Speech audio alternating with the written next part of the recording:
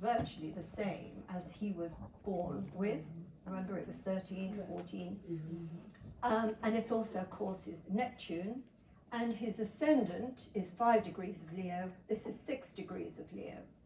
Now, I would have had more of a suspicion if it was, let's say, 11:05 in the morning or something, or something not quite there, but it was 11. And I always felt the day before Charles was crowned king, there was a lunar eclipse.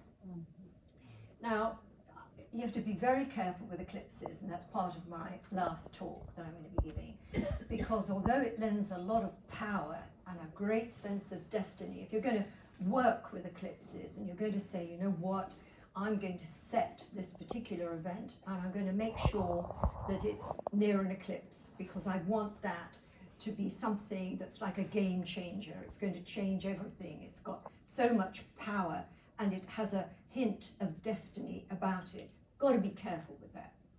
So it is the day after, but of course the day after, the time of the coronation, the moon at 24 of Scorpio was on Charles's sun.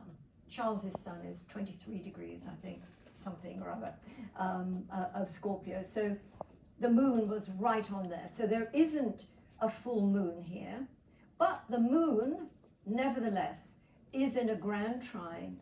So it's picking up Mars, picking up Neptune. So we've got a grand trine here. Again, my thoughts on things like grand trines. This morning we looked at the idea of applying aspects and separating aspects, and we looked at, you know, if a square is, we looked at all this morning. And my astrological philosophy is really that it's the hard aspects that really are the ones that are effective. I'm not saying that a trine or a sextile or a quintile doesn't matter. They all matter. But the squares are more dynamic, the oppositions are more dynamic, the conjunctions are really in-your-face dynamic. And we can definitely look at that when we start looking at techniques like midpoint theory, but we're not going there right now. Just take my word for it. So, right. So a grand trine is a beautiful thing, but the more important thing is always the degree numbers that are linking planets together, so you get a formation. Because you could look at a chart and you see a figure. Let's take Mars, 21 degrees of Cancer in this case. Is there anything else in this chart at around 20 or something? And that's when we start to pick up Neptune and the moon. They are at 20, around the 20th degree. So these three planets are resonating just as much as if you strike middle C, it'll hit every other middle C to infinity.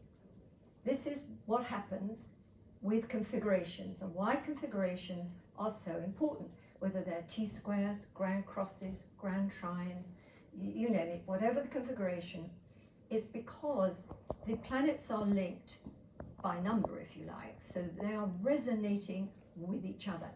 Maybe the idea of a grand trine means it's a sweeter resonance, and maybe if you've got a grand cross or a T-square or a kite, it's a little bit harsher. But nonetheless, what you're really looking at is resonance. And another reason why looking at it this way, looking at the fact that these three planets are in the room together, they have a relationship with each other. What are these planets? What are their natures? This tells you about the relationship with all of them. Sorry, I forgot where I was going with that.